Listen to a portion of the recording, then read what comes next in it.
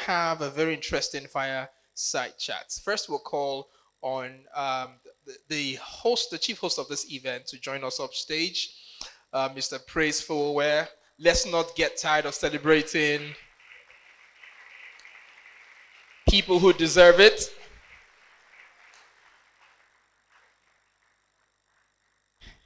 And this part, the two of us have been trying to know how to pronounce the name of the person we are going to pronounce next. We've been trying, we've been rehearsing, and I hope we get it now. Ladies and gentlemen, please help me make welcome. He's the most distinguished individual we have in the room right now. Our guest who is joining Praise on the Fire chat. His name is Mr. Venket Subbrahmanyam. I hope I got your name right, sir. Thank you. That is his name. I hope you heard it. Oh, you didn't hear it. One more time, sir. They want to hear your name, sir. It is Venket Subbrahmanyam. Bam! But you will enjoy the complete name because it is family, conference. So my name is Alangudi Jairam Iyer Tyagarajan Venkata Subramanian Iyer. Thank you very much.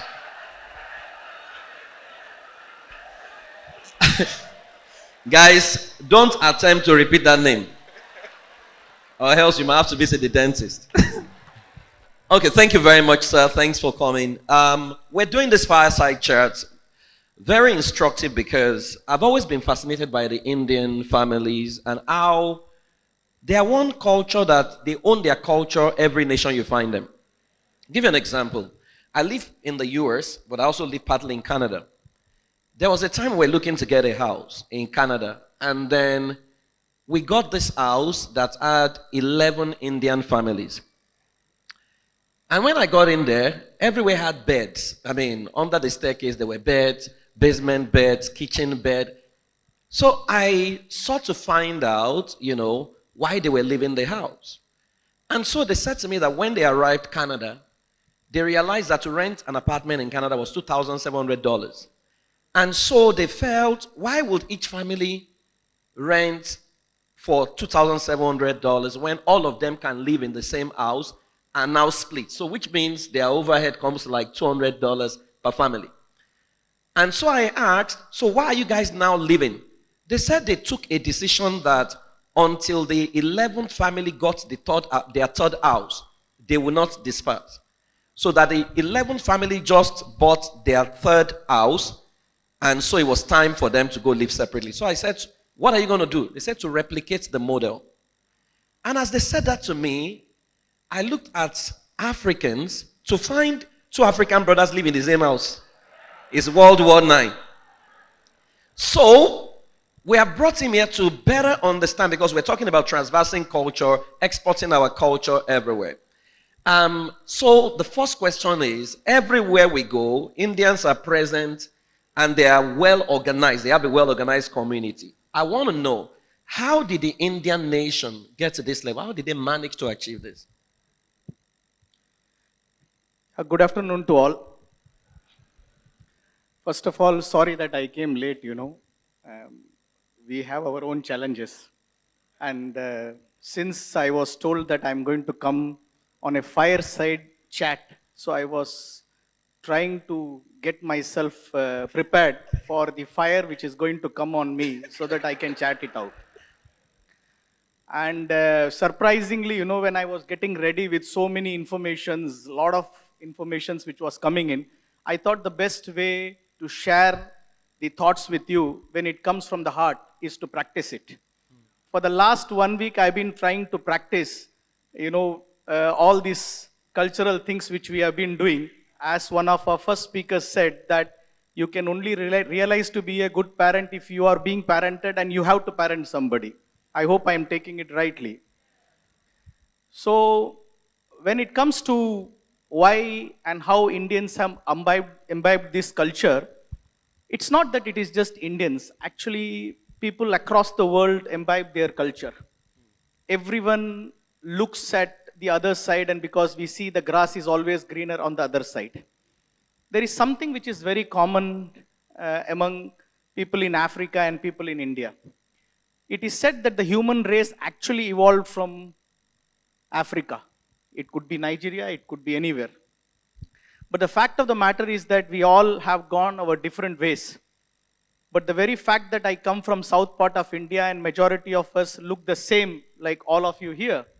So I believe that the cultural heritage which we have got from Africa is what we took to India. The only difference is that we kept on giving the culture to the next generations.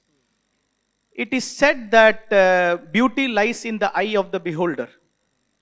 And it is also said that unless something is not put inside the mind, putting it in the shelf is as good as not being used. So from our childhood, it has been taught to us that it is not just our family, but the whole world is our family. So they say one word, if you might have seen sometimes, I'm sure that our Prime Minister is very famous across the world. And he keeps saying one word everywhere is Vasudeva Kutumbakam, which inadvertently means that the world is a single family. So, in fact, if we live within our family and if we consider everybody in this world is our family, we will always be able to transfer this knowledge to the next generation. And the second fact is that you might have seen that previously we used to have many children in the family. But because of the hardships, difficulties, India is today the largest, most populated country in the world. We have become number one in the world with 1.4 billion population. And I'm sitting in the most populous country in the Africa. There is some connection here. And the fact is that when I look from the other side, what did I learn? Because when you are child, when you are trying to learn from your parents, it's not you are learning. Many a times you resist what they do. Many a times you do not believe in what they do. Many a times you are initially dependent, then you want to be interdependent. But the true quality of family comes when you become interdependent. And that comes only when, like our last speaker said, that once a father becomes, a son becomes a father, he really understands what his father and mother have gone through. And that is when the true family culture comes. As you know very rightly, unlike most of the mammals and animals, most of them I used to think when I was a child, that how come a deer is able to stand on the first hour itself as soon as it takes birth and starts knowing how to survive, while a human child takes 18 years to leave their nest. And that's the real crux of it. That 18 years is a time when the parents, grandparents, great-grandparents, when they imbibe the culture into the child. And that culture is carried. And that's probably the reason why India being such a big nation, keeping together, we have been able to imbibe our culture, we have been able to transfer the culture. I hope we continue to do that. And that's what made us to be what we are today. Wow. Thank you very much. Please put your hands together for him. Now, historically, India and many of the African countries, including Nigeria, we were colonized by the British, right? But it looks like we lost a whole lot of our culture to the British culture. I'm not sure Indians lost so much to the British culture because I look at India, you guys speak Hindi. In Nigeria, for example, we don't have a uniform language. Our lingua franca is English. Indians' lingua franca is Hindi, I think. All right, and you look at it also from a religious perspective. I think Hinduism is from India originally. I mean, I learned that because during the last Diwali in Texas, they actually came to teach us about the Diwali. So I found out about the Indian community, So if I drill down a little bit, it looks like there was something India knew early enough, even during colonization, that maybe we didn't get right. Do you want to share with us what was that thing that didn't make you? Because, Britain came with Christianity, right? But India stuck to their guns. I know the role Mahatma Gandhi played in that. What was that X factor that has made India to keep predominantly a larger part of their culture, while other part of the world kind of lost theirs to colonization? It's a very interesting question. And it's always said that half knowledge is more dangerous than the complete knowledge. People only look at the positive aspects of everything what is happening. The common factor here is that, yes, British ruled both the country. And the fact of the matter is that the easiest way to rule any country is to make sure that they also speak their languages. It's very difficult if you do not know French, that you are going to a French speaking country and you can relate in business. So basically the idea of trying to govern a country is to make sure that there is a unified language. Hindi is not the most spoken, it could be the most spoken language in India, but it is not the only language. India still holds that heritage that we recognize every language which is there in India. Like I do know Hindi, I can speak decently well English, and I also know my own mother tongue, which is Tamil. And I'm sure that many of you might have heard that our Prime Minister used to go across the world and he keeps saying that the oldest language in the world is Tamil.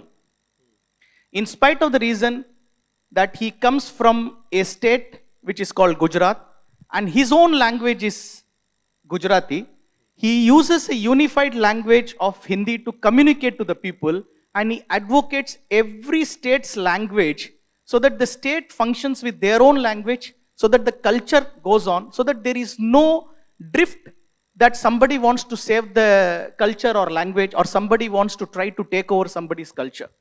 The idea is to have an interdependent world. To be very honest and fact, you don't need to read any book or any thoughts. It automatically comes that when you have a larger population and when they believe in their culture, whether it is Indian culture or culture in Africa and Nigeria, British didn't come to India and Nigeria because they wanted to give us something. They came here because they wanted to take something. Yeah. So that inadvertently says that we had a better culture, we had lot of resources here. God has blessed us. God, that time when God had probably blessed all of us, he was not knowing that one day the whole world is going to be governed by money. So he thought that what people need is a good land, a fertile land, good weather, excellent atmosphere where everybody can live together. Is that not in abundance in Nigeria and India? It is. We have a very fertile land. We have a fantastic, weather.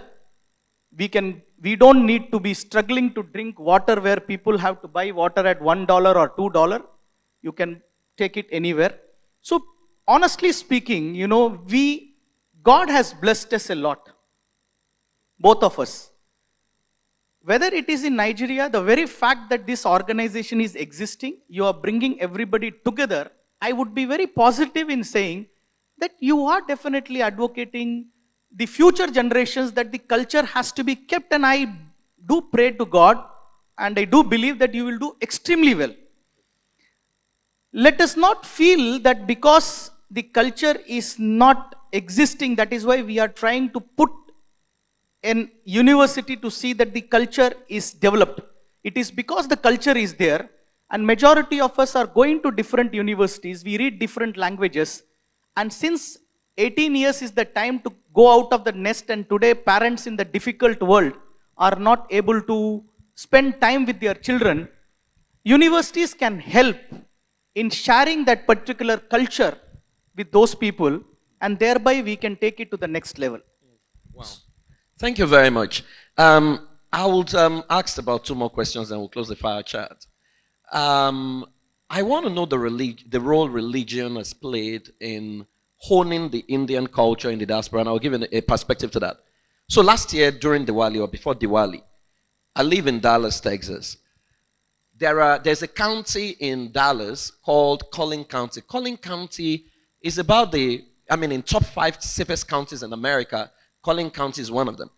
And in Collin County, there are 2 areas that are very, very wealthy in Collin County. Frisco, and Plano. During the Diwali, there was a guru that came from India, and he said Lord Shiva says that there are two places Indians are going to prosper in the Dallas area, Frisco and Plano. By the following week, Indians moved in and they started buying properties in there. All right. And so I'm looking at these things, and because I study systems intelligence, and because I've also studied Diwali, I studied Diwali intentionally last year, and I realized that Diwali is not just a festival. All the regulations for each of those days is like if a child has done Diwali for 21 years, that child can never remain the same. He is so vast in his knowledge. So I'm wondering, it looks like India has a culture, and that everyone promotes that culture. Whether you're a religious leader, you feed into that culture of looking like India will provide guidance for the rest of the world. What role has religion played? Because I also know that India is a multi-religious society. What role has your religion played in ensuring that this agenda of Indian finding themselves everywhere, working together everywhere, is executed? It's to be very honestly saying to you is that if the easiest way to make people do the right thing is self-regulation. No matter how many people you have in the world to police you, to regulate you, to put it in order, to put systems, there is no way that a person will not feel difficulty because self-regulation is missing.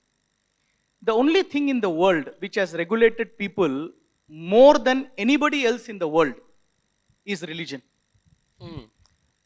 Most of us, even today, I don't know about the new generation, how it is going to shape, only time will say. In India, it is taking much more pace because the mobiles are becoming very common. Everybody is connected to it. I am also equally connected to it. Whatever you read more is what you get into your culture. The issue is that in those days, my mother used to teach me that if you do wrong things, you will go to hell. And if you do right things, you go to heaven. So most of the time, we start doing the right thing because we want to go to heaven. So self-regulation, when it comes, religion probably is the most powerful and the best thing. As much as people read the religion, they will start believing, yes, that if they do wrong things, they will not be appreciated. If they do right thing, they will not be appreciated. That is one aspect which religion has done. All religion have their own policies, systems, and everyone is equal when it comes to India, because India follows a secular culture. It is not because a government has put a system called secular culture that India is secular, because the Hindu religion, what you have said, is not a religion. Actually, it is a philosophy. It's a way of life. Yes. Because many religions have come out of Hindu religion, whether it is Jain, whether it is, Jains, Mahavis, and so many other people. Bodh religion has come out of Hindu religion and other things. But the fact is that the philosophy has always been that at the grassroots level, that word I said in the initial, that Vasudeva Kutumbakam, that the whole world is one family, has been imbibed in that philosophy. Now, there was one discussion going on regarding empowering women, because empowerment of women is as good as empowering a family, because the coming children will also be empowered and they will see the world in a different way. This was in our culture, whether it is Nigeria culture, Africa culture, or India culture, way before it has come as a new rule today. It has been a part of our system for all of us here. So, of course, I will say that Hindu religion has played a critical role. There is no doubt about it. We celebrate Diwali, we celebrate Holi, but you will be surprised to know that Diwali is celebrated across India, while Holi is celebrated in only few parts of India.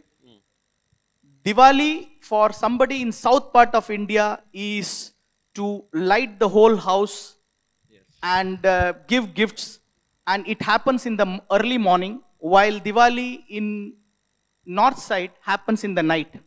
I presume that it might have been the victory of Lord Rama over Ravana in those days. South Indians were able to know before North Indians, and it took probably one day for him to reach the north. Probably that is why we celebrate it earlier in comparison to that. You know, there is always. So in India, with the religion and with the philosophy, they have imbibed most of the culture in the form of stories. Like we have Ramayana, we have Mahabharata, which is also taught in schools today. And when you read through those books, you understand that you had a specific culture and you had specific ideology and thinking where you respect your mother, where you consider your nation as your mother.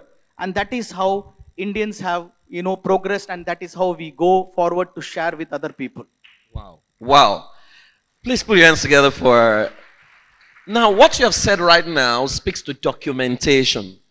Because I remember when they brought the Indian culture to my Rotary Club in Dallas, I mean, there was a whole lot. In fact, they talk about mathematics as an offshoot of the religion and everything. Now, one thing I've noticed about the Indian people is collaboration, like I mentioned when I started. And not just collaboration, the fact that an Indian, and I'll say this, no disrespect, I have seen Indians in Canada, for example, who don't even speak English, but they pass IELTS. And I'm asking how. I have seen Indians who, I was in the UK and I was talking to the head of the Indian community in Watford. And he was asking me, Praise, how long does it take for a Nigerian to become a US citizen? And I said maybe like 5-10 years. So I repeated the same question. He said, well, our lawyers, when an Indian goes to school to study law, he doesn't study law to go and work. He studies for the Indian nation. That we found a loophole somehow that if you pay an amount of tax in the UK can beg you with citizenship. So I said, how do you do it? He said, we help our people pay it and we give them 10 years to pay back. So I asked him, what is the default rate? He said 0.01%. I said, how? He said, because when you default and you defraud an Indian, you have killed an Indian and you must not kill an Indian. I found that so instructive to say, how could a culture be this documented in a way that people own it and they literally live it out? In fact, part of what he said to me, I don't know if it's correct, is that the only place Indians compete within themselves is within India. That when they step out of India, it's almost like they're extending India to every territory they go. Now, it will then mean that there must be something in your family setup and family system that promotes that outcome. By the way, almost all the top Fortune 100 companies in the world have an Indian CEO as we speak. That couldn't have been a coincidence. What is your family structure like? Can you run us through how are Indians' children? And I'm also aware that when an Indian calls you uncle, it doesn't mean you are related by blood. In fact, I used to think they were blood relation until someone told me that no, when I call you uncle, it means I'm Indian, open the way for me. I find that very, very systematic, and I can see the result. Can you help us understand how do families operate in India, and how do you practically raise children to actually espouse these values and live it out anywhere they find themselves? It's really a fire session. So every time I'm trying to give one answer, he's finding another point so that you can get into my brain. No problem. I'm ready for it. Because I am myself today. And it's easier to answer when you are yourself. The person who might have written the book, How to Marry and Live Happily with the Spouse, might have been somebody who has divorced many times. So, when you make a lot of mistakes, it is easy to correct people that these are the mistakes you have made. So, I'm not sharing something new to you, but what I'm sharing is my own mistakes, which could have been covered. I am not seeing it as something which is not only going to inspire others with my talk, but also I'm seeing it as something which is going to inspire myself sitting here. But the Venkat who came in today and the Venkat who will go out from here today may be a different person. So your point is right, actually. I also feel proud when I say that majority of the CEOs across the world are Indians today. and maybe administration comes very commonly. I'm also heading an organization. I'm also very active in Indian Cultural Association. I'm active quite politically also certain places, because I believe that you have to be active in your community, you have to be active in your profession, and you have to be active also politically with your country, because your identity comes because you are from a particular place. Your value comes because you are working for somebody, and you are in your eyes somebody because you have a family and you have a name to protect. Of course, it may not be as easy to say that majority of Indians are afraid to go to hell. Probably that is why they want to do the right thing. But the fact is that there is something which has happened in the philosophy of the religion, which I feel might have been a part of our culture. For example, if I need money today, because money is a very important aspect, so that's why I'm trying to say, that Indian culture, particularly the Hindu philosophy, has many, because it is called Sanatan Dharma. Hindu is a philosophy, but the religion is Sanatan. Sanatan Dharma is the religion. So in Sanatan Dharma, we have one God. If you pray, you will get money. If you pray one God, you can get knowledge. If you pray one God, you can even finish somebody who is not a good person in front of you. So we have already, probably in those days, the culture has gone to that extent, and possibly they felt that one God may not be able to address your problem. That is why they have created so many. So you can go, that we see today in a corporate culture. You have a HR department, you have a finance department, you have a sales and marketing department, you have a cultural department, you have different departments. So, in fact, when I look at most of the organizations, I don't see any difference between the Hindu philosophy, how they have been following, and what is happening. So, when a person becomes, from India or from our place, becomes a CEO, it intrinsically comes to him that every department has to handle people concerned and they will be more efficient. So this could be one of the reasons. I'm not the best judge. We also have people who fail. We also have people who do not do well. We also have misunderstandings. We also have people with whom we could have supported, but we are not able to support. We also have people whom we have supported. They have not come back to us and helped us. We also have people to whom we might have thought that today if we help, tomorrow they will come back to us and help. But then somebody taught us many years back that when you are doing good things, you should not do it by looking at what is going to be the end result. In Bhagavad Gita, there is one statement which says that karm kar, phal ki ichha na kar. That means do your work, do your duty, without looking at what is going to be your end result. And that is what you are here in this world for. I hope this answers majority of your questions. You've answered brilliantly. I must say thank you very much. I mean, I'm a big fan of the Indian culture. Sadhguru was my teacher for 3 years, by the way. And I had to go to New Delhi one time. I was in Medanta. So thank you very much for all you do. And thanks so much for this fireside chat, for inspiring us today. Thank you very much. We're grateful. Thank you very much. Okay, and that is it from us, Fireside Chat. Thank you very much. Okay, so before I hand over, I must have to say that my mother is in the building. This is the 8th edition, and she's attended every edition. Thank you very much. Yes, and I think my elder brother is somewhere in the audience as well. Thank you very much. Thank you, sir. A round of applause for Praise Fowowe and our friend. Dear brothers and sisters, mothers and fathers, sons and daughters of Africa, as we stand here today, a generation is rising that's in danger of forgetting the power and resilience of our ancestors. We can't blame them, for it is our responsibility to remind them of the giants who came before us. We must tell them the stories of Chief Obafemi Awolowo, who fought for free education and social welfare, of Kwame Nkrumah, who led Ghana to independence and showed us what it means to be proud and free, of Margaret Epo, who paved the way for women's rights and political participation, of King Jaja of Opobo, who resisted colonial rule and fought for our freedom.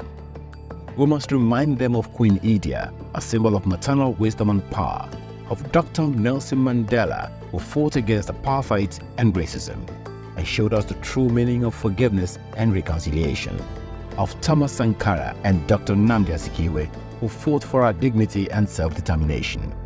We must tell them of the Great Wall of Benin, which was greater than the Great Wall of China, of how the Benin Kingdom had street lights before New York and London, of how Amadioha and Shogo produced fire before the world thought about electricity. Let us dive deep into our history and legends at the African Family Life Delegate Conference 2025 as we reclaim our heritage and strengths and build intergenerational resilience. Let's remind our children and grandchildren of the power of ancestors and the greatness that lies within. May 2025 is the day we take back our story, our history, and our legacy. Join us.